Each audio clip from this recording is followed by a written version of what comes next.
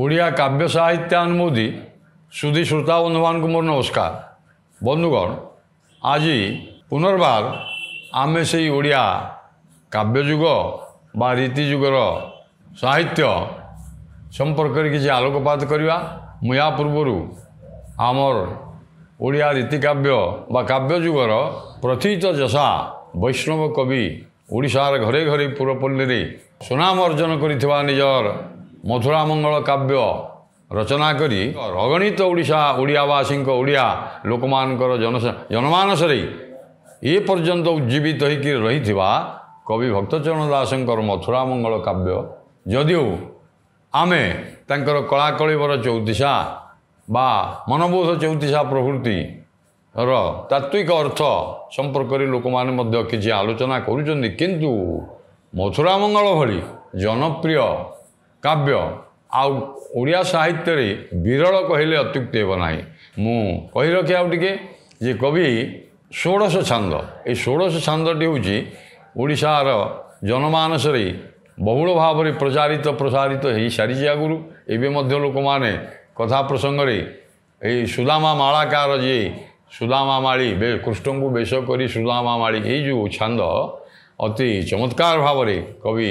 ଭକ୍ତଚରଣ ଦାସ କେମିତି ବର୍ଣ୍ଣନା କରିଛନ୍ତି ସେ ସମ୍ପର୍କରେ ମୁଁ ଟିକେ କହି ରଖେ। ଆଉ ରୀତିକାବ୍ୟ ସମ୍ପର୍କରେ ବିଶେଷ ଆଲୋକପାତ ନକରି ବା କାବ୍ୟଯୁଗ ଉପରେ ବିଶେଷ ଆଲୋକପାତ ନକରି ଆସନ୍ତୁ ମଥୁରା ମଙ୍ଗଳର ଷୋଡ଼ଶ ଛାନ୍ଦରେ କବି କ'ଣ କହୁଛନ୍ତି ଯେ ସୁଦାମା ମାଳି କେମିତି ମଥୁରା ଦାଣ୍ଡରେ ଯେତେବେଳେ ପ୍ରବେଶ ଆଜ୍ଞା ଅକ୍ରୁର ରଥ ନେଇକରି ପହଞ୍ଚିଗଲେ ଆଜ୍ଞା, ତାପରେ ଯାଇକରି ସେ ଅବସ୍ଥାନ କରିଛନ୍ତି। ତାପରେ ଯେତେବେଳେ ମଥୁରା ଦାଣ୍ଡରେ ଆସି ପହଞ୍ଚିଛନ୍ତି ଆଜ୍ଞା, ସେତେବେଳେ କ'ଣ ହେଇଛି ଘଟଣା ସେଇ ସମ୍ପର୍କରେ ମୁଁ ଟିକେ ସୂଚନା ଦେଲେ ଆପଣ ଷୋଡ଼ଶ ଛାନ୍ଦଟି ବା ମାଳାକାରର କଥାଟି ସ୍ପଷ୍ଟ ହୋଇଯିବ। ଯେତେବେଳେ ଆସିକରି ମଥୁରା ଦାଣ୍ଡରେ ପହଞ୍ଚି ଯାଇଛନ୍ତି ଅଗଣିତ ଲୋକ ଭଗବାନ ସେଇ ଶ୍ୟାମନାଗର ଏବଂ ଦି ଭାଇ ବଳରାମ କୃଷ୍ଣ ବଳରାମଙ୍କୁ ଦେଖୁଛନ୍ତି, ତାଙ୍କର ଅପୂର୍ବ ସୌନ୍ଦର୍ଯ୍ୟରେ ସମସ୍ତେ ମୁଗ୍ଧ ହୋଇଯାଉଛନ୍ତି। ଏବଂ ଖାଲି ସେତିକି ନୁହେଁ, କବି ତାପରେ କିଛି ବାଟ ମଥୁରା ଦାଣ୍ଡରେ ରାଜଦାଣ୍ଡରେ ଯାଉଥିବା ବେଳେ ଦୁଇ ଭାଇ ଦେଖିଲେ ରଜକ ଯାଉଛି, ଗୋଟିଏ ଧୋବା, ସେ ହେଉଛି କଂସର ମହାରାଜାଙ୍କର ଆଜ୍ଞା ରଜକ। ଲୁଗାପଟା ଗୁଡ଼ିକ ଦୈନିକ ନେଇକରି ତାର ସେ ଯାଏ ସଫାସୁତୁରା କରିକିରି, ଏବଂ ତାକୁ ବାଟ ଛାଡ଼ ଛାମୁ ଛାଡ଼ ବୋଲି ରଜକ ଯାଉଛି, ଆପଣ ଆରେ ମହାରାଜା କଂସଙ୍କର ବସ୍ତ୍ର ଯାଉଛି। ତେଣୁ ଲୋକ ସବୁ ଆଡ଼େଇ ହେଇଯାଉଛନ୍ତି, ଆଉ ରଜକ ଖୁବ୍ ଛାତି ଫୁଲେଇକରି ଚାଲିଛି। ଏହି ସମୟରେ ଭଗବାନ ଶ୍ରୀକୃଷ୍ଣ କହିଲେ ଆମକୁ, ଆମେ ଦି ଭାଇ ଆମର ଲୁଗାପଟା କିଛି ନାହିଁ, ମାମୁଁ ତୁମକୁ ଆମେ ଲୁଗା ତାଙ୍କର କିଛି ଆମକୁ ଦିଅ ବାଛିକରି ଆମେ ପିନ୍ଧିବୁ, ପିନ୍ଧିଲେ ମାମୁଁ ତୁମକୁ ବଡ଼ ସନ୍ତୋଷ କରିବେ ଏବଂ ଦରକାର ପଡ଼ିଲେ ଗ୍ରାମ ଦେଶ ମଧ୍ୟ ଦେଇଦେବେ। ଯାହା ହଉ ମୋ ଭଣଜାମାନେ ଆଜି ମୋର ଠିକ୍ ରାଜକୀୟ ପୋଷାକ ପରିଧାନ କରି ଆସିଛନ୍ତି। ମାତ୍ର ଆଜ୍ଞା ରଜକ ଜାତିରେ ତ ଛୋଟ ଲୋକ, ସିଏ ଆଉ କ'ଣ ଛୋଟ ଲୋକ କହିବ ଆଜ୍ଞା, ହୀନ ବୋଲି କହିବ। ସିଏ ବରଂ କୃଷ୍ଣ ବଳରାମକୁ ତୁମେ ତ ଗୌଡ଼ ନିଚ ଜାତିରେ ହୀନ ଜାତିରେ ଜନ୍ମ ହୋଇଛ, ଭଲ ଲୁଗାପଟା କେମିତି ପିନ୍ଧିପାରିବ, ଭଲ ଥାଳି ସୁନା ଥାଳିରେ କେମିତି ଜୀବନରେ ଥରେ ଖାଇନ, ଠୋଲା ପତ୍ରରେ ଖାଇଛ ବା ଖଲିରେ ଠୋଲାରେ ବା ଦରକାର ପଡ଼ିଲେ ପଥର ଉପରେ ଭାତ କୁଢ଼େଇ ଦେଇ ଖାଇଦେଉଥିଲ ଗାଈ ଚରେଇଲା ବେଳେ, ଏଇସବୁ କହି ଗାଡ଼ି ଦେଇ ଭର୍ତ୍ସନା କରିଛି। ଏବଂ ଭଗବାନ ଶ୍ରୀକୃଷ୍ଣ ତାଙ୍କୁ ଯାହା ମଥୁରା ମଙ୍ଗଳକାର ଲେଖିଛନ୍ତି ବାଁ ହାତରେ ଗୋଟିଏ ଚାପଡ଼ା ମାରିଛନ୍ତି, ତା ମୁଣ୍ଡ ଛିଡ଼ି ଯାଇଛି ଏବଂ ସେ ମଧ୍ୟ ମୁକ୍ତି ଲାଭ ପାଇଯାଇଛି। ମୁଁ ସେ ବିଷୟରେ ବିଶେଷ କହୁନି। ତାପରେ ଗନ୍ତାୟିତ ବାଟରେ ଦେଖାହେଇଛି, ଯିଏ ବେଶକାରୀ କଂସର ବେଶକାରୀ, ସେ ହେଉଛି ଗନ୍ତାୟିତ। ସିଏ ଯେତେବେଳେ ଦେଖିଲା ଆଜ୍ଞା ବଡ଼ ଆତ୍ମସନ୍ତୋଷ ଲାଭ କରିଛି, ପ୍ରଭୁଙ୍କର ସାଷ୍ଟାଙ୍ଗ ପ୍ରଣିପାତ କରିଛି। ଦି ଭାଇ କାନ୍ଧରେ ପକାଇଥିବା ବସ୍ତ୍ରକୁ ବାଛିକିରି ଧରିଛନ୍ତି ନା, ବସ୍ତ୍ର ଜୋର କରିଛନ୍ତି ସବୁ। ଆଉ ଗୋପ ବାଳକମାନେ ଭଗବାନ ଶ୍ରୀକୃଷ୍ଣ କହିଲେ ଯିଏ ଯାହାର ପାରୁଛ ବସ୍ତ୍ର ସବୁ ନେଇଯାଅ ଜୋର କରିକିରି। ଦି ଭାଇ କାନ୍ଧରେ ପକାଇଛନ୍ତି, ପିନ୍ଧି ଆସେନି ଭଲ ଭାବରେ, ମା ପିନ୍ଧେଇ ଦିଅନ୍ତି ସିନା ଯଶୋଦା, ଦି ଭାଇ ଜାଣିନାହାନ୍ତି। ଯାହା ହଉ ସେ ଗନ୍ତାୟିତ ତାଙ୍କୁ ସୁନ୍ଦର ଭାବରେ ଯାହାକୁ ଯେଉଁ ଲୁଗା ପସନ୍ଦ ଆଜ୍ଞା ଦୁଇ ଭାଇଙ୍କୁ କୃଷ୍ଣଙ୍କୁ ବଳରାମଙ୍କୁ ଏବଂ ଗୋପ ବାଳକମାନଙ୍କୁ ପିନ୍ଧେଇ ଦେଇଛି। ୟା ପରେ ପରେ ସୁଦାମା ମାଳାକାର ଘରେ ଯାଇ ପହଞ୍ଚିଛନ୍ତି। ଏଗୁଡ଼ିକ ପିନ୍ଧେଇ ଦେବାରୁ ମନ ଆନନ୍ଦ ହେଇଯାଇଛି, ଆରେ ଗୋଟିଏ ମାଳିଟିଏ ପକାଇବା। ମାଳା ଯାଇ ମାଳାକାର ଦ୍ୱାରରେ ପହଞ୍ଚି ଯାଇଛନ୍ତି, ମାଳାକାର ଦେଖିକିରି ଆନନ୍ଦ ହେଇଛି ଏବଂ ତାଙ୍କର ପାଦ ଧୋଇ ଦେଇଛି, ପାଦ ଧୋଇ ଦେଇକରି ପାଦ ଉଦକ ପାନ କରିଛି। ଏବଂ ଏହାପରେ ଷୋଡ଼ଶ ଛାନ୍ଦରେ ମାଳାକାର କେମିତି ତାଙ୍କୁ ବେଶ ବିନ୍ୟାସ କରିଛି, ମାଳା ପିନ୍ଧେଇ ଦେଇଛି। ଆସନ୍ତୁ ଷୋଡ଼ଶ ଛାନ୍ଦରେ ମଥୁରା ମଙ୍ଗଳକାର ଭକ୍ତଚରଣ ଦାସ କ'ଣ କହିଛନ୍ତି ଦେଖିବା। କୃଷ୍ଣଙ୍କୁ ବେଶ କରି ସୁଦାମା ମାଳି ଶିରେ ଚୂଳେ ଖଞ୍ଜିଲା ନେଇ କେତକୀ କଳି ଯେ ଆସେ କି କେଶରାହୁ ରସନା ଚାଳି ମୁଖ ଚନ୍ଦ୍ରକୁ ଅବା ଦେବ କି ଗିଳି ଯେ ବେଢ଼ାଇ ଦେଲା ନବ ବକୁଳ ଦାମ ଶୋଭାକୁ ଶକ୍ର ଚାପ ନୋହିବ ସମଜେ ଭୁଜଙ୍ଗ ଭୁକ ପୁଚ୍ଛ ତଥିଉ ପରେ ଭୁଜଙ୍ଗ ଭୁକ ଭୁକ୍ ଭୁଜଙ୍ଗ ଭୁକ ବୋଲେ ଯିଏ ସର୍ପକୁ ଖାଏ ମୟୂର ତାର ଚନ୍ଦ୍ରିକା ମୟୂର ଚନ୍ଦ୍ରିକା ଭୁଜଙ୍ଗ ଭୁକ ପୁଚ୍ଛ ତଥିଉ ପରେ କୋଟି ଚନ୍ଦ୍ରିକା ସମନୋହିବ ତାରେ ଯେ ରଙ୍ଗ କୁସୁମ ବେଣୀ ପଛକୁ ପଡ଼ି ଯମୁନା ଜଳେ ରକ୍ତ ଯମୁନା ଜଳେ ରକ୍ତ କୁମୁଦ ଧାଡ଼ି ଯେ ଏହିପରି ଭାବରେ ସୁଦାମା ମାଳାକାର ଆଜ୍ଞା ମୁଁ କହିଲି ତା ଦ୍ୱାରା ଯାଇ ଯେତେବେଳେ ପହଞ୍ଚି ଯାଇଛନ୍ତି ଆଉ ଆନନ୍ଦରେ କହିଛନ୍ତି ଏଇ ସୁଦାମା ଆମକୁ ଟିକେ ଆମେ ଧନୁଯାତ୍ରା ଦେଖିବା ପାଇଁ ଆସିଛୁ ଆଉ କଂସଙ୍କ ଦରବାରକୁ ବର୍ତ୍ତମାନ ଯାଉଛୁ ଆମକୁ ବସ୍ତ୍ର ତ ପାଇଲୁଣି ପରିଧାନ କରିଛୁ ଆମକୁ ଟିକେ ସଜେଇ ଦିଅ ଏହା ଯେତେବେଳେ କହିଛି ଆଜ୍ଞା ଆଉ ସେ ବଡ଼ ଆନନ୍ଦିତ ହେଇଯାଇଛି ଆରେ ଭଗବାନଙ୍କୁ ସଜେଇ ଦେବ ବେଶ କରିଦେବ ଆଉ ମାଳା ପିନ୍ଧେଇ ଦେବ ତେଣୁ କୃଷ୍ଣଙ୍କୁ ବେଶ କରି ସୁଦାମା ମାଳି ଶିରେ ଚୂଳେ ଖଞ୍ଜିଲା ନେଇ କେତକୀ କଳି ପ୍ରଥମେ ତାଙ୍କର କେଶରେ ମୁହଁ ଶିରରେ କେତକୀ ପାଖୁଡ଼ା ସବୁ ଖଞ୍ଜିଦେଲା ସୁନ୍ଦର ଭାବରେ କେତକୀ ଫୁଲ ଆପଣମାନେ ଦେଖିଛନ୍ତି ଯେ କବି ଗୋଟିଏ ତୁଳନା ଦେଉଛନ୍ତି ଆସେ କି କେଶ ରାହୁ ରସନା ଚାଳି ସେ କେତକୀ ପାଖୁଡ଼ା ଗୁଡ଼ିକ ଆଜ୍ଞା ରାହୁ ଚନ୍ଦ୍ରକୁ ଯେମିତି ରାହୁ ଗ୍ରସ୍ତ କରେ ବା ଗ୍ରାସ କରେ ରସନା ଚାଳିକିରି ଯିବ ଜିଭା ଲହ ଲହ କରିକିରି ଜିଭା ବିସ୍ତାର କରିକିରି ଯେମିତି ଗଳିଦିଏ ସେ ମୁଖ ଚନ୍ଦ୍ରକୁ ଆଉ କେଶ ରାହୁ କ'ଣ ଗିଳିଦେବ କି ସେ କେତକୀ ପୁଷ୍ପଟା ଜିଭା ଭଳି ହେଇଛି ତାର ତେଣୁ ଆସିକି କେଶ ରାହୁ ରସନା ଚାଳି କାହାକୁ ଗିଳିଦେବ ରାହୁ ନା ରାହୁ ଚନ୍ଦ୍ରକୁ ଗିଳିଦିଏ ଏଠି କୃଷ୍ଣଚନ୍ଦ୍ରଙ୍କୁ ମୁଖ ଚନ୍ଦ୍ରକୁ ଗିଳିଦେବ କି ଏଇଭଳି ଦେଖାଯାଉଛି ଏବଂ ବେଢ଼ାଇ ଦେଲା ନବ ବକୁଳ ଦାମ ସୁନ୍ଦର ଅସଦ୍ୟ ପ୍ରସ୍ଫୁଟିତ ବଉଳ ଫୁଲରେ ଆଜ୍ଞା ସବୁ ତୋଳିକିରି ମାଳା ଆସିଛି ବଉଳ ଫୁଲର ମାଳା ଗୁନ୍ଥିଛି ସେ ମାଳାଟି ଇନ୍ଦ୍ରଧନୁ ସଦୃଶ ଶୋଭାକୁ ଶକ୍ର ଚାପ ନୋହିବ ସମ ଇନ୍ଦ୍ରଧନୁର ଶୋଭା ଆକାଶରେ ଯେତେବେଳେ ସପ୍ତରଙ୍ଗରେ ରଞ୍ଜିତ ଇନ୍ଦ୍ରଧନୁ ଆପଣମାନେ ଦେଖିଛନ୍ତି ସେ ଯେତେ ବର୍ଣ୍ଣାଢ଼୍ୟ ଦେଖାଯାଏ ଅର୍ଦ୍ଧଚନ୍ଦ୍ର ଆକାର ହେଇକିରି ସେମିତି ତାଙ୍କର ଖୋସାରେ ପଛକରେ ଆଜ୍ଞା ପୃଷ୍ଠଭାଗରେ ବଉଳ ଫୁଲ ମାଳା ଗୋଟିଏ ଇନ୍ଦ୍ରଧନୁ ଭଳିଆ ଦେଖାଉ ସୁନ୍ଦର ଏଇଭଳି ବଉଳ ଫୁଲର ମାଳା ଖଞ୍ଜିଦେଲା କୁଞ୍ଜ ଭୁଜଙ୍ଗ ଭୁକ ପୁଚ୍ଛ ଏବଂ ବଉଳ ଫୁଲ ଖୋସି ଦେଇ ଖୋସାରେ ବଉଳ ଫୁଲ ମାଳା ବେଢ଼େଇ ଦେଲା ଇନ୍ଦ୍ରଧନୁ ଭଳିଆ ଶୋଭା ଦେଖାଯାଉଛି ଏବଂ ତଥି ଉପରେ ମୟୂର ଚନ୍ଦ୍ରିକା ଭଗବାନ ତ ମୟୂର ଚନ୍ଦ୍ରିକା ପରିଧାନ କରନ୍ତି ଆପଣମାନେ ଜାଣିଛନ୍ତି ଯେତେବେଳେ ଗାଈ ବାଛୁରୀ ଚରେଇ ଯାଆନ୍ତି ଆଜ୍ଞା ମୟୂର ଚନ୍ଦ୍ରିକା ଗୁଡ଼ିକ ପଡ଼ିଥାଏ ଶ୍ରଦ୍ଧାରେ ଲଗେଇଥାନ୍ତି ଏଠି ମଧ୍ୟ ସୁଦାମା ମାଳାକାର କ'ଣ କରିଛି ଆଜ୍ଞା ନା ଗୋଟିଏ କେତକୀ ଫୁଲ ଖଞ୍ଜିଦେଲା ବଉଳ ଫୁଲର ମାଳା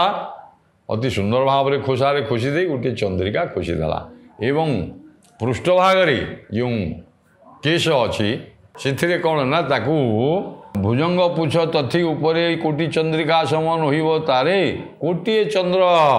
ସମାନ ହେବେନି ଏଇଭଳି ଗୋଟିଏ ମୟୂର ଚନ୍ଦ୍ରିକା ସୁନ୍ଦର ମୟୂର ଚନ୍ଦ୍ରିକା ଖୋସିଦେଲେ ଭଗବାନଙ୍କ ମୁଣ୍ଡରେ ଯେ କୋଟିଏ ଚନ୍ଦ୍ର ତାକୁ ସରିବା ସମ ହେବେନି ଏଇଭଳି ସୁନ୍ଦର ଦେଖାଯାଉଥିଲା ରଙ୍ଗ କୁସୁମ ବେଣୀ ପଛକୁ ପଡ଼ି କୁସୁମ ଆଉ ଗୋଟିଏ ମାଳା ରଙ୍ଗ କୁସୁମ ବିଭିନ୍ନ ଫୁଲରେ ରଙ୍ଗୀନ ଫୁଲରେ ଆଉ ତିଆରି କରିଥିବା ଯେଉଁ ମାଳା ଗୋଟିଏ ତାଙ୍କର ପୃଷ୍ଠଭାଗରେ ଲମ୍ବେଇ ଦେଲା ଯେ ସିଏ ଦେଖାଯାଉଥିଲା ଯମୁନା ଜଳରେ ରକ୍ତ କୁମୁଦ ଧାଡ଼ି ତାଙ୍କର ଯେଉଁ ପଛରେ ଯେଉଁ କେଶ ଅଛି ଆଉ ସେଗୁଡ଼ିକ ସେତେବେଳେ ତ ଆଜ୍ଞା କେଶ ସବୁ ଏତେ କାଟନ୍ତିନି ସବୁ ରଖି ଲମ୍ବେଇକିରି ବେଣୀ କଲା ଭଳିଆ ରଖିଥାନ୍ତି ସବୁ ତା'ର ପୃଷ୍ଠଭାଗରେ ବେଣୀ କରିକିରି ଯେଉଁ କୁସୁମଟି ଲଗେଇ ଦେଇଛି ସେ କଳା କେଶ ତ ହେଉଛି କଳା ଆଉ ଯମୁନାର ନୀଳବର୍ଣ୍ଣ ବା କଳା ପାଣି ଭଳିଆ ନୀଳବର୍ଣ୍ଣ ଯମୁନାର ଜଳରେ ତତେ ଯେମିତି ଧାଡ଼ି ହେଇକିରି ଆଜ୍ଞା ରକ୍ତ କୁମୁଦ ବୋଇଲେ ରକ୍ତ କଇଁ ଫୁଲ ଶୋଭା ପାଉଛି। ଯମୁନା ଜଳରେ ଧାଡ଼ି ହେଇକରି ରହିଥିବା ପ୍ରସ୍ଫୁଟିତ ହେଇଥିବା ରକ୍ତ କଇଁ ଫୁଲ ଯେମିତି ଶୋଭା ଦିଶେ ଭଗବାନ ଶ୍ରୀକୃଷ୍ଣଙ୍କ ପୃଷ୍ଠଭାଗରେ ବା ବେଣୀରେ ସେ ରକ୍ତ କୁସୁମର ମାଳା ଗୋଟିଏ ଖଞ୍ଜି ଦେଲା। ଏହାପରେ କବି ଭକ୍ତଚରଣ ଦାସ ସେ ମାଳାକାର ଆଉ କ'ଣ ଭଗବାନଙ୍କୁ କିଭଳି ବା କୃଷ୍ଣ ବଳରାମ ଦୁଇ ଭାଇଙ୍କି ଏବଂ ଗୋପ ବାଳକମାନଙ୍କୁ କେମିତି କ'ଣ ସଜେଇ ଦେଇଛି ଆସନ୍ତୁ ଭକ୍ତଚରଣ ଦାସ କ'ଣ ମଥୁରା ମଙ୍ଗଳ ଷୋଡ଼ଶ ଛାନ୍ଦରେ କହୁଛନ୍ତି ଶୁଣିବା। ସେହି ପ୍ରକାରେ ପାଉଅଛି ଶୋଭନ ପୁଣି ଗଳାରେ ଖଞ୍ଜି ଜାତି କୁସୁମ ଯେ। ଆଉ କ'ଣ କଲା ଦେଖନ୍ତୁ। ସେହି ପ୍ରକାରେ ପାଉଅଛି ଶୋଭନ ପୁଣି ଗଳାରେ ଖଞ୍ଜି ଜାତି କୁସୁମ। ଖଞ୍ଜା ଗଳାରେ କ'ଣ କରିଦେଲା ସେଇ ଯମୁନା ଜଳରେ ଯେମିତି ଶୋଭା ପାଉଛି କଇଁ ଫୁଲ ଗୋଟିଏ ଧାଡ଼ି ହେଇକରି ସେଭଳି ଦେଖାଯାଉଛି। ଏ ପ୍ରକାର ଶୋଭା ଦେଖାଯାଉଛି ପୃଷ୍ଠଭାଗ ଏବଂ ଗଳାରେ ମାଳା ଏଭଳି ପରିଧାନ କରିଛି ବିଭିନ୍ନ ଜାତିର କୁସୁମ ଆଉ ଜାତି ଫୁଲ ବୋଲି ମଧ୍ୟ ଆଜ୍ଞା ଜାଇ ଫୁଲର ମାଳା ମଧ୍ୟ ଖଞ୍ଜି ଦେଇଛି। ଜାଇ ଫୁଲର ମାଳା ଏବଂ ବା ବିଭିନ୍ନ ଜାତିର କୁସୁମରେ ଗଜରା ହାର ଯେମିତି ମାଳାରେ ପରିଧାନ କରନ୍ତି ବେକରେ ତାକୁ ମଧ୍ୟ ଲମ୍ବେଇ ଦେଇଛି। ଏବଂ ଅତି ସୁସଞ୍ଚ ଦିଶେ ଉରଲପନ ଦେଖିଲେ ରମ୍ଭା ତେଜି ଜୀବ। ସୁନ୍ଦର ଉଦାହରଣ ଦେଉଛନ୍ତି। ଆରେ ଏ ଶ୍ୟାମ ନାଗର ବା ଏ ବେନି ଭାଇ କୃଷ୍ଣ ବଳରାମ ଯେଉଁ ଯାଇଛନ୍ତି ମଥୁରା ଯାତ୍ରା ଧନୁଯାତ୍ରାକୁ ଭଗବାନ ଶ୍ରୀକୃଷ୍ଣଙ୍କୁ ସେ ସୁଦାମା ମାଳି ସେଇଭଳି ବେଶ କରିଦେଇଛି ଯେ ତାଙ୍କର ଉର ଆଉ ବକ୍ଷ ଦେଶରେ ଯେତେବେଳେ ଇଆଡ଼େ ମସ୍ତକରେ ତ ଏଭଳି ଇନ୍ଦ୍ରଧନୁ ତୁଲ୍ୟ ବଉଳ ଫୁଲର ବକୁଳ ଫୁଲ ବା ବଉଳ ଫୁଲର ମାଳା ଏବଂ କେତକୀ ଫୁଲର ପାଖୁଡ଼ା ଏବଂ ତାପରେ ମୟୂର ଚନ୍ଦ୍ରିକା ଏବଂ ଗଳାରେ ନାନା ଜାତିର ଗଜରା ହାର ଶୋଭିତ ହେଉଛି ବା ଜାଇ ଫୁଲର ମାଳା ପ୍ରଭୃତି ଲମ୍ବେଇ ଦେଇଛି। ଏବଂ ଅତି ସୁସଞ୍ଚ ଦିଶେ ଉର ଲପନ। ଏଇସବୁ ବେଶ ଯେତେବେଳେ ହେଇଗଲା ଆଜ୍ଞା ତାଙ୍କର ଉର ବୋଇଲେ ବକ୍ଷସ୍ଥଳ ଏବଂ ଲପନ ମୁହଁଟି ଅତି ସୁନ୍ଦର ଦେଖାଯାଉଛି। ଅତି ସୁନ୍ଦର ଦେଖାଯାଉଛି। ଏଇଭଳି ଭଗବାନ ଶ୍ରୀକୃଷ୍ଣଙ୍କର ଏକରେ ତାଙ୍କର ରୂପ ଏବଂ ତାଙ୍କର ସୌନ୍ଦର୍ଯ୍ୟ ଏବଂ ବର୍ତ୍ତମାନ ବେଶ ବିନ୍ୟାସ ତାକୁ ଦେଖିଲେ ରମ୍ଭା ଅର୍ଥାତ୍ ସ୍ୱର୍ଗର ଯିଏ ଅପ୍ସରୀ ସେ ମଧ୍ୟ ସ୍ୱର୍ଗ ଛାଡ଼ିକିରି ପଳେଇ ଯାଇପାରେ। ଦେଖିଲେ ରମ୍ଭା ତେଜି ଯିବ ଗଗନ। ଆକାଶରେ ଥିବା ବା ରମ୍ଭା ସ୍ୱର୍ଗରେ ଥିବା ରମ୍ଭା ରମ୍ଭା ଉର୍ବଶୀ ମେନକା ତିଳୋତ୍ତମା ଏମାନେ ସ୍ୱର୍ଗର ଅପ୍ସରୀ ଆଜ୍ଞା। ଅର୍ଥାତ୍ ଭଗବାନ ଶ୍ରୀକୃଷ୍ଣଙ୍କର ରୂପକୁ ଦେଖିଦେଇକରି ସେମାନେ ଲାଜରେ ସିଆଡ଼େ ଆମେ ଅତି ସୁନ୍ଦର ଦେଖାଯାଉଛୁ ବୋଲି ଯେଉଁ ଗର୍ବ କରୁଥିଲେ ତାଙ୍କ ଗର୍ବ ଚୂନା ହେଇଯିବ ଯେ ଅନ୍ୟତ୍ର ପଳେଇ ଯାଇପାରିବ। କବି ଆଉ କ'ଣ କହୁଛନ୍ତି। ରାମଙ୍କୁ ସେହି ରୂପେ ବହନ ସାଜି ଭଲା ସେ ମାଳାକାର ଖଞ୍ଜିଲା ହେଜି ଯେ। ରାମଙ୍କୁ ଅର୍ଥାତ୍ ବଳରାମଙ୍କୁ ଭଗବାନ ଶ୍ରୀକୃଷ୍ଣଙ୍କର ବେଶ ବିନ୍ୟାସ ସରିଗଲା ମାଳା ପରିଧାନ କଲେ ଏବଂ ତାପରେ ସେ ତ ତାଟରେ ତାଟେ ଆଜ୍ଞା ରଖିଛି ଫୁଲ ନା ମାଳା ସବୁଦିନ ଯାଇକରି ମହାରାଜା କଂସଙ୍କର ସେ ହେଉଛି ମାଳାକାର ସୁଦାମା ସେ ନିଏ। ତେଣୁ ଏଠି ଆଗ ତା ମନ ଏତେ ଆନନ୍ଦିତ ହେଇଯାଇଛି ଭଗବାନ ଶ୍ରୀକୃଷ୍ଣଙ୍କୁ ଆନନ୍ଦରେ ବେଶ ମାଳା ସବୁ ସଜେଇ ପିନ୍ଧେଇ ପରିଧାନ କରାଇଦେଲା ଏବଂ ତାପରେ ବଳରାମଙ୍କୁ ମଧ୍ୟ ସେଇଭଳି ଭାବରେ ଅନୁରୂପ ଭାବରେ ତାଙ୍କୁ ଚାହିଁକିରି ତାଙ୍କ ରୂପକୁ ଚାହିଁକିରି କଳା ଧଳା ବେନି ଭାଇ ଆଜ୍ଞା ନାଇଁ କି। ତେଣୁ ରାମଙ୍କୁ ସେହି ରୂପେ ବହନ ସାଜି ଭଲା ସେ ମାଳାକାର ଖଞ୍ଜିଲା ହେଜି ମନେ ମନେ ଭାବିକିରି ହେଜି ବା ଚିନ୍ତା କରିକିରି ସଜେଇ ଦେଲା। କିଏ ବା ମତ ଗଜ କୁସୁମେ ବେଶ ସେହି ପ୍ରକାରେ ରାମ ଗୋବିନ୍ଦ ବେଶ। ଆରେ ମତ ଗଜ ବୋଇଲେ ଉନ୍ମତ୍ତ ହେଇଥିବା ପ୍ରମତ୍ତ ହେଇଥିବା ଗଜରାଜ ଯାଉଥିଲେ ମଥୁରା ଦାଣ୍ଡରେ ଇଏ ଯାଉଛନ୍ତି ଗୋଟିଏ ଯଦି ଗୋଟିଏ କାଳିଆ ହାତୀ ଗୋଟିଏ ହେଉଛି ଶ୍ଵେତ ହସ୍ତୀ ବା ଧଳା ହାତୀ ଏଇଭଳିଆ ସେମାନେ ଝୁଲି ଝୁଲି ଯାଉଛନ୍ତି। ଆଉ ଏତେ ବସ୍ତ୍ର ପରିଧାନ କରିଦେଲେ ତାପରେ ମାଳା ପିନ୍ଧିଦେଲେ ତାପରେ କବି ବର୍ଣ୍ଣନା କରୁଛନ୍ତି ଯେ ସତେ ଯେମିତି ଦୁଇ ଭାଇ ଯାକ ମତ ଗଜ ଯୋଡ଼ିଏ ଯାଉଛନ୍ତି ଏବଂ କୁସୁମରେ ବେଶ ହେଇଛନ୍ତି। ଖାଲି ତ ମତ ଗଜ ନୁହଁ କୁସୁମରେ ଆପଣ ଦେଖିବେ ରାଜଦାଣ୍ଡରେ ଯାଉଥିବା ବେଳେ ରାଜାଙ୍କର ହାତୀ ଗୁଡ଼ିକ ସବୁ ମାହୁନ୍ତ ବିଭିନ୍ନ ମାଳା ସଜେଇଥିବେ ସେଇଭଳି ଝୁଲି ଝୁଲିକିରି ଯାଉଛନ୍ତି ମାନେ ମାଳା ପରିଧାନ କରିଥିବା ମତ ଗଜ ସଦୃଶ ଦେଖାଯାଉଛନ୍ତି ଅତି ସୁନ୍ଦର ଦେଖାଯାଉଛନ୍ତି। ସେହି ପ୍ରକାର ରାମ ଗୋବିନ୍ଦ ବେଶ ଦେଖିବା ନାହିଁ କାହିଁ ଏଡ଼େ ବିଚିତ୍ର ଦେଖିଲେ କହିବ କି ଯେତେ ବିଚିତ୍ର। ଆରେ ଏଡ଼େ ବିଚିତ୍ର କଥା ଅର୍ଥାତ୍ ଭଗବାନ ଶ୍ରୀକୃଷ୍ଣ ଯିଏ ଗାଈ ଚରାଉଥିଲେ ବଇଁଶୀ ଖଣ୍ଡେ ଧରିକିରି ଆଜ୍ଞା ଝାମ୍ପିଟି ମୁଣ୍ଡେଇକିରି ଯାହା କଠଉ ଯୋଡ଼େ ଧରିକିରି ଯାଉଥିଲେ ସିଏ ଆଜି ଯେତେବେଳେ ମଥୁରା ଦାନରେ ଏଭଳି ରାଜକୀୟ ପୋଷାକ ପରିଧାନ କରିଛନ୍ତି ମାଳାକାର ସଜେଇ ଦେଇଛି ଏବଂ ଗନ୍ତାୟତ ଆଉ ଲୁଗା ପିନ୍ଧେଇ ଦେଇଛି ଆଉ ସିଏ ଯେଉଁ ଦିବ୍ୟ ବେଶ ଦି ଭାଇଙ୍କର ଆକୁ ଏଡ଼େ ବିଚିତ୍ର ବେଶ ଦେଖିଲେ ଯିଏ ଦେଖିଲେ ବିଚିତ୍ର ମାନେ ଆଶ୍ଚର୍ଯ୍ୟାନ୍ୱିତ ହେଇଯିବେ। ଆହୁ ଏ ଦି ଭାଇ ଗୋପପୁରରେ ଦିଶୁଥିଲେ କ'ଣ ୟାଙ୍କର ବେଶ ପରିଧାନ କ'ଣ ଥିଲା ଆଉ ବର୍ତ୍ତମାନ ଦେଖ ଧନୁଯାତ୍ରା ଦେଖିବା ପାଇଁ ମହାରାଜା କଂସଙ୍କ ଦରବାରକୁ ଯାଉଛନ୍ତି ଦେଖ ଅପୂର୍ବ ବେଶ ବିନ୍ୟାସ କରି ସୁବେଶ ମାଳି ମାଗିଲା ବର ଅସ୍ତୁ ହେଉ ବୋଇଲେ ବର ଏବଂ ତାଙ୍କୁ ବର ମାଗିଲା ଯେ ପ୍ରଭୁ ମୁଁ ତ ଆପଣଙ୍କର ଆପଣ ମୋତେ କହିଲେ ମାଳାରେ ଆମକୁ ପରିଧାନ କରେଇ ଦିଅ ସଜେଇ ଦିଅ ମୁଁ ତ ସଜେଇ ଦେଲି ଆଉ ମୋତେ ଗୋଟିଏ ବର କିଛି ପ୍ରଦାନ କରିବା ହେଉ ଏଇ କଥା ଯେତେବେଳେ ହାତ ଯୋଡ଼ି ପ୍ରାର୍ଥନା କଲେ ପ୍ରଭୁ ତ ସିଏ ନା କହିଲେ ଆଚ୍ଛା ଆଉ କି ବର ମାଗୁଛୁ ମାଗେ ନା ଆଜ୍ଞା ମୁଁ କିଛି ମାଗୁନି ମୋର ଧନ ଜନ ରାଜ୍ୟ ଏଗୁଡ଼ା କିଛି ଦରକାର ନାହିଁ ଦେଖନ୍ତୁ କହିଲେ ସୁନ୍ଦର ଭାବରେ ମଥୁରା ମଙ୍ଗଳକାର କହିଛନ୍ତି କରି ସୁବେଶ ମାଳି ମାଗିଲା ବର ଅସ୍ତୁ ହେଉ ବୋଇଲେ ବରଜ ବର ସେଠାରୁ ବିଜେ କଲେ ବେନି ସୁଦର ବେଢ଼ି ଅଛନ୍ତି ଚଉପାଶେ କୁମର ଦେଖି ତା ମଧୁପୁର ନାରୀ ପୁରୁଷ କାହାରି ମନେ ସିଏ ତ କହିଲା ମୁଁ ଆପଣଙ୍କର କ'ଣ ବର ମାଗିଲା ଯେ ପ୍ରଭୁ ମୋର ଏଇ ଧନ ଜନ ଏଗୁଡ଼ାକ କିଛି ଦରକାର ନାହିଁ ଆଉ ମୋତେ ଆପଣଙ୍କର ପାଦ ପଦ୍ମରେ ଭ୍ରମର ହେଇକିରି ରଖିବାର ସୁଯୋଗ ଟିକେ ଦିଅନ୍ତୁ କୃପା କରନ୍ତୁ ଆପଣଙ୍କର ପାଦ ପଦ୍ମର ମଧୁ ମୁଁ ଯେମିତି ପାନ କରୁଥାଏ ନିରନ୍ତର ଏଇଭଳି ଅସ୍ତୁ ବୋଲି ତାକୁ କହିଲେ ଏବଂ କବି ଆଉ କ'ଣ କହୁଛନ୍ତି ଦେଖନ୍ତୁ ସେଠାରୁ ବିଜେ କଲେ ବେନି ସୁଦର ବେଢ଼ି ଅଛନ୍ତି ଚଉପାଶେ କୁମର ଦେଖି ତା ମଧୁପୁର ନାରୀ ପୁରୁଷ କାହାରି ମନେ ନାହିଁ କିଛି ବିରସ ପ୍ରତି ତନୟ ଗୃହ ଲଜ୍ଜାକୁ ଏଡ଼ି କନ୍ୟାସ୍ତମ୍ଭ ପରାଏ ଧାଡ଼ିକି ଧାଡ଼ି ହେଇ ଠିଆ ହେଇଛନ୍ତି ଅତି ଚମତ୍କାର ବର୍ଣ୍ଣନା ହେଇଛି ଦେଖନ୍ତୁ ଯେ ଯେତେବେଳେ ମଥୁରା ଦାଣ୍ଡରେ ଯାଉଛନ୍ତି ଆଜ୍ଞା ଚହଳ ପଡ଼ିଗଲା ଆଉ ଯେମିତି ଗୋପଦାଣ୍ଡ ବା ବ୍ରଜଦାଣ୍ଡରେ ଚହଳ ପଡ଼ିଯାଏ 16,000 ଗୋପାଙ୍ଗନା କବାଟ ଖୋଲି ଦେଇକିରି ଆସିକିରି କାମଧନ୍ଦା ଛାଡ଼ିକିରି ଆଜ୍ଞା ଭଗବାନ ଶ୍ରୀକୃଷ୍ଣ ଯାଉଥିଲା ବେଳେ ଦେଖନ୍ତି କାହିଁକିନା ମୁହୂର୍ତ୍ତେ ଆମେ ପୂର୍ବ କଥାରେ ପୂର୍ବ ପର୍ଯ୍ୟାୟରେ ମୁଁ ଆଲୋଚନା କରିଛି ତାଙ୍କୁ ମୁହୂର୍ତ୍ତେ ଅନ୍ତର କରିବାକୁ ଦିଅନ୍ତିନି ଆଖିର ଅନ୍ତରାଳ ସବୁବେଳେ ଦେଖୁଥାନ୍ତି ସେଭଳି ମଥୁରା ନାରୀମାନେ ଯେତେବେଳେ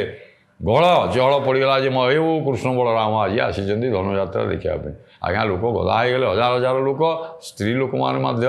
ଦ୍ୱାର ପାଖରେ ଆସି ପତି ତନୟ ଲଜ୍ଜା ସମସ୍ତ ଲଜ୍ଜା ପରିହାର କରିକିରି ଆଜ୍ଞା କନ୍ୟା ସ୍ତମ୍ଭ ଭଳିଆ ଅର୍ଥାତ୍ ଯେମିତି ଆପଣ ଦେଖିଥିବେ ଚଳଚ୍ଚିତ୍ରରେ ବା କୌଣସି ଗୋଟିଏ ଉତ୍ସବରେ ଚିତ୍ରାଳୟର ଯେଉଁ ଚିତ୍ରକାର ସବୁ କରିଥାନ୍ତି କନ୍ୟା ସୁନ୍ଦର ଦ୍ୱାର ଦେଶରେ ସଜେଇଥାଏ ସେ ଯେମିତି ଠିଆ ହେଇଥାଏ ବିଭିନ୍ନ ଭଙ୍ଗୀରେ ଏଇ ସ୍ତ୍ରୀ ଲୋକମାନେ ମଧ୍ୟ ସମସ୍ତ ଲଜ୍ଜା ପରିତ୍ୟାଗ କରି କନ୍ୟା ସ୍ତମ୍ଭ ଭଳିଆ ପିତୁଳା ଭଳିଆ ଦେଖାଯାଉଛନ୍ତି ଏଇଭଳି ସ୍ଥିର ହେଇକିରି ଆଉ ହଲଚଲ ନାହିଁ ଏଇଭଳି ସହସ୍ର ନାରୀ ମଥୁରାର ନଗରୀର ସହସ୍ର ନାରୀ ଭଗବାନ ଶ୍ରୀକୃଷ୍ଣଙ୍କୁ ଏବଂ ଦି ଭାଇଙ୍କୁ ଦେଖୁଛନ୍ତି କବି ଆଉ କ'ଣ ବର୍ଣ୍ଣନା କରିଛନ୍ତି ଦେଖନ୍ତୁ ଚାହିଁଲେ ହରି ଆଗେ କୁବୁଜା ଆସେ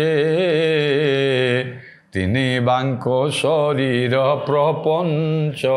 ଦିଶେ ଯେ ଘେନିଛି କଂସଙ୍ଗ ଲାଗିବ ସନ ଚାହିଁ ହସନ୍ତି ସର୍ବେ ଗୋପନନ୍ଦନ ଓ ୟା ପରେ ଆପଣ ଦେଖନ୍ତୁ ସୁଦାମା ମାଳି ବେଶ କରିଦେଲା ମଥୁରା ଦାଣ୍ଡରେ ଯାଉଛନ୍ତି ଏବଂ ସେହି ସମୟରେ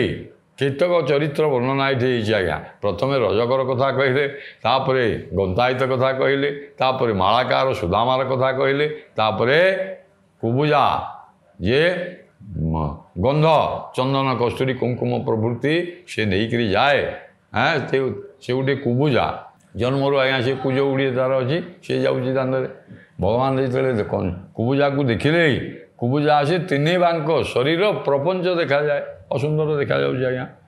ଘେନିଛି କଂସ ଅଙ୍ଗ ଲାଗି ଚନ୍ଦନ ସେ ସବୁ ଚନ୍ଦନ ସୁବାସିତ ଦ୍ରବ୍ୟ ସବୁ କଂସ ମହାରାଜାଙ୍କୁ ଲଗେଇଦେବ ସବୁଦିନ ବୋଲି ସେ ଧରିକିରି ତା'ର ଯାଉଛି ଆଜ୍ଞା ଏବଂ ସେ ଚାହିଁ ହସନ୍ତି ସର୍ବେ ଏଇ କୁବୁଜା ଚନ୍ଦନ ଧରିଛି କସ୍ତୁରୀ କୁଙ୍କୁମ ପ୍ରଭୃତି ସୁବାସିତ ପ୍ରଲେପ ଧରିଛି ଆଜ୍ଞା ତାପରେ ଦେଖିଲା ବେଳକୁ ତିନି ବାଙ୍କ ହେଇକି ଯାଉଛି ତେଣୁ ଗୋପ ବାଳକମାନେ ସହଜିତ ଗୌଡ଼ ପିଲା ଆଜ୍ଞା ନା ଆଉ ଏଭଳି ଗୋଟେ ଅପୂର୍ବ ଲୋକ ଦେଖିଥିଲେ ଆଜ୍ଞା ନିଶ୍ଚୟ ସ୍ୱାଭାବିକ ଭାବରେ ହସ ଲାଗିବ ତେଣୁ ସମସ୍ତେ ହସିଦେଲେ या पर कौन है घटना देखु कवि कौन वर्णना करुँच कृष्ण बोलती आगो शुण को बुझा किस नेउछु देखा देखी अनुजा देखु अनुजा कृष्ण बोलती आगो शुण कुबुजा किस नेउछु देखा देखु अरे भौणी अनुजा आमर तू हूँ भौणी स्थानीय बोली कहले हाँ आउ तू हूँ कौन नहीं जाऊँ आमको रे देखे देती कौन नहीं तू कौन द्रव्य सब धरिक जाऊँ पदार्थ नहीं जाऊँ आंभ लायक हेले आंभे रखिबू नहिले नहीं कंस राजा को देबू हाँ आमको जदि भल पसंद हम हाँ ये भौणी आमको जदि पसंद हम ताले आम कि तुमठू रखिबू ना तुम्हें कंस राजा को लेकर देदेव एवं यापर कवि कहते कंसर गंधकारी अटई मुही नीति नीति ताकू खटई नहीं मुझे कंसर गंधकारी गंध चंदन कस्तूरी कुंकुम ये सब द्रव्यमान लेकर जाए महाराजा दरबार को ये राजउवास को मुझे जाए आठी देकर प्रत्येक मुझे मुझे सेवाकारी कारिणी जेबे मागिल मोते छार चंदन दुई भाई की करी देवी भूषण मोहर कथा एक अच्छी मागुणी देवटी निश्चय मते मुरली पाणी आ जदि मते दी भाई चंदन मागिल ठीक अच्छे बाटर मत अटकई देकरी जदि मते चंदन मागिल मु तुमको ठीक चंदन रे बेश करदेवी एवं जेबे मागिल मते छार चंदन दुई भाई की करी देवी भूषण मु तुमको इतरे भूषित करदेवी चंदन सुंदन जोटी कस्तूरी कौटी मकरिका कौटी तिलक कौटी जहाँ अति सुंदर भाव में ये जानी सी सीना देखा सीना प्रपंच देखा सीना कुबुझी किंतु आ से कंसर सी हूँ आज्ञा गंधकारिणी तेणु सी केते सुंदर भाव में सब कर राजवास मान समस्त को कौन खाली कंस को आज्ञा बेश करूला कि राणी राजकुमारी इत्यादि इत्यादि जो मैंने थे समस्त को सी ये सब बेश करे एणु जेबे मागिल मोते छार चंदन दुई भाई की करी देवी भूषण मोहर कथा एक अच्छी मागुणी देवटी निश्चय मते मुरली पाणी हरि बोले हौ दियगो गंध पेड़ा फेड़ा बेगे हो आनंद हौ आमको टे चंदन रे बा गंधरे बेश कर दियो सांगे सांगे तार पेड़ा खोली एवं खोलिकी प्रथमे चतुष्सम अंगे लेपिला प्रथमे चतुष्सम अंगे लेपिला गोविंद अंग गंध गोविंद अंग अंग गंध श्वासे खेला चमत्कार वर्णना कवि सत्य जमी भावे हृदय कथाटा कहीदे अरे कुबुजा सी ता जीवन में ये हूँ भगवान श्रीकृष्ण को सी बेश करदेव हाँ या बड़ी पुण्य कौन अच्छी जीवन में तेणु प्रथमे सी चतुष्सम तांको देहरे बोलीदेला अंगराग कस्तूरी कुंकुम या चार्टा जिनिस आज्ञा सी चंदन अगुरु कस्तूरी कुंकुम चंदन कुंकुम कस्तूरी अगुरु अगुरुटा बासना कस्तूरी बासना कुंकुम एवं चंदन ताकू चारिटार समाहार हो चतुष्सम कहुए तांको देहरे लेपन करदेला बलराम को देहरे मध्य लेपन करदेला एवं श्रीकृष्ण देहर बासनाटा तार श्वास निश्वास प्रश्वास गला आहरी सी आनंदित आनंद विभोर हो गला एक ये चतुष्समर सुवास भगवान श्रीकृष्ण देहर सुवास दुईटा कम बेसीगला शिर भागरे सिंची देला अड़प तपस्वी करिथिला केते कलप आपण मैंने देखिए गोटे कविता पढ़ाऊला तार शिरोनामा थिला हाईस्कल रे कॉलेज रे मध्य किछि दिन पढ़ाई तपस्वी करिथिला केते कलप ये जो सुदामा माड़ी मालाकार माला देला किंतु सेठी तपस्या बोली कही ना ये कुबुजा कहीं कुबुजा को पूरा आउंसी देले जमी तार दिव्य स्त्री रूप से होता ना बर मागी सी मोर ये कुबुजा मोर कुचित समस्ते उपहास कर मत मत आज्ञा टे कृपा करूँ भगवान जमी टे चाहूँ ताकू कुज सड़की देते दिव्य स्त्री परिणत हो जाता तेणु ये शिर भागरे सिंची देला अड़प तपस्वी करिथिला केते कलप तापर ललाटरे केमती सीता देला ललाट पटरे लिखे अपूर्व चिता देखिले ऊर्ध्वरेता बुड़ब चेता ऊर्ध्वरेता जी सन्यासी वा तपस्वी मानकर चेता बुड़ीज ये तिलक सी कर महाराजा कंचंकर सी हूँ गंधकारी ना गंड देश कला चित्र मकरी एवं गंड देश गाल मकरी मकरिका आंकीदेला एवं चंद्र को बेढ़िले कि तारा जदि मुखचंद्र चंद्र को तारा जमी बेढ़ी था से मुखचंद्र को मकरिका जो आंकीदेला आज्ञा तारा कवि तुलना କରୁଛନ୍ତି ମାନେ ବେଢ଼ିକିରି ରହିଲା ଭଳିଆ। ଏହି ପ୍ରକାର ରାମଚନ୍ଦ୍ରଙ୍କୁ କଲା ବିଧି ମତରେ ଗୋପ କୁମରେ ଦେଲା। ଏହି ପ୍ରକାର ରାମଚନ୍ଦ୍ର ଯେ ବଳରାମଙ୍କୁ ମଧ୍ୟ ବେଶ କରିଦେଲା ଏବଂ ଗୋପ କୁମାର ମାନେ ଯିଏ ଯେମିତି ତାର ରୂପକୁ ଚାହିଁକିରି ଆଜ୍ଞା ସମସ୍ତଙ୍କୁ ସମାନ ସୁନ୍ଦର ଭାବରେ ବେଶ କରିଦେଲା। ଦେଖି ପ୍ରସନ୍ନ ଚିତେ ଶକଟା ଭଞ୍ଜା ସଳଖି ଦେଲେ ଧରି କୁବୁଜା ଖଞ୍ଜା। ଦେଖନ୍ତୁ କେଡ଼େ ସୁନ୍ଦର ଭାବରେ କବିତାକୁ କହିଛନ୍ତି ଯେ ଦେଖି ଏଇ ଭଗବାନ ଶ୍ରୀକୃଷ୍ଣ ଯେତେବେଳେ ଆରେ ମୋତେ ତ ବେଶ କରିଦେଲା ଏବଂ ବଡ଼ ଭାଇଙ୍କୁ ମଧ୍ୟ ବେଶ କରିଦେଲା ଏବଂ ଗୋପ କୁମାରମାନଙ୍କୁ ଯେ ଯାହାକୁ ଯେମିତି ସୁନ୍ଦର ତାକୁ ସେଇଭଳି ଚନ୍ଦନ କସ୍ତୁରୀ କୁଙ୍କୁମ ପ୍ରଭୃତି ପ୍ରଲେପ ଦେଇ ସୁବାସିତ ଗନ୍ଧ ସଜେଇଦେଲା। ଭଗବାନ ତାକୁ କ'ଣ କରିଦେଲେ ନା ଶକଟା ଭଞ୍ଜା ଯିଏ ଶକଟାସୁରକୁ ମାରିଥିଲେ ଆଉ ସଳଖି ଦେଲେ ଧରି କୁବୁଜା ଖଞ୍ଜାକୁ ଧରିକିରି ଆଜ୍ଞା ସଳଖି ଦେଲେ ଯେତେବେଳେ ତନୁ ହେଲା ସୁନ୍ଦର ନୟନ ଇନ୍ଦିବର ମୁଖ ଇନ୍ଦିବର ସଦୃଶ ଆଖି ମନ୍ଦାର ଫୁଲ ଭଳି ତାର ଅଧର